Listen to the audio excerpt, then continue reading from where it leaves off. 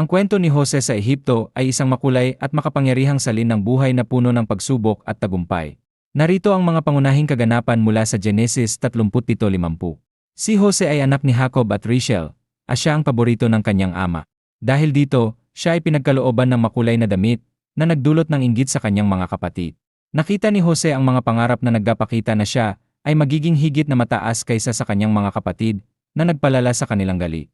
Ibinahagi niya ang mga ito na nagdulot ng higit na galit mula sa kanila. Sa kanilang inggit, pinagsabihan ng mga kapatid si Jose at sa huli ay ibinenta siya sa mga merchant ng Midianita na dinala siya sa Ehipto. Ipinalaganap ng kanyang mga kapatid na siya ay namatay sa isang mabangis na hayop.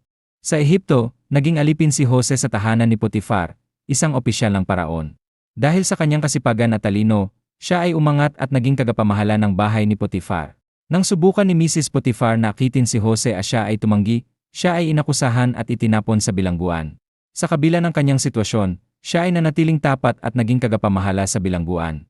Habang nasa bilangguan, nakilala niya ang mga tagapaglingkod ng paraon at predita niya ang kanilang mga pangarap.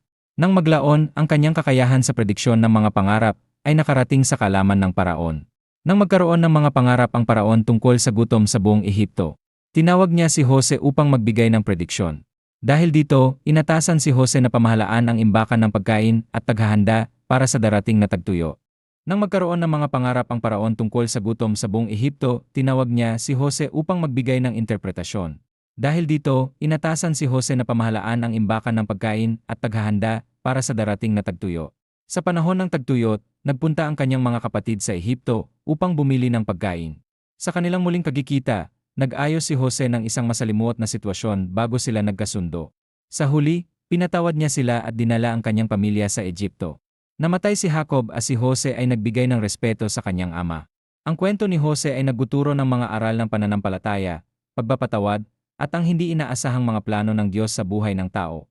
At kung nagustuhan nyo ang aming pagsasadula, i-click ang subscribe button at i-on ang notification bell para hindi mo ma-miss ang aming mga bago pang parating na video. Maraming salamat. God bless.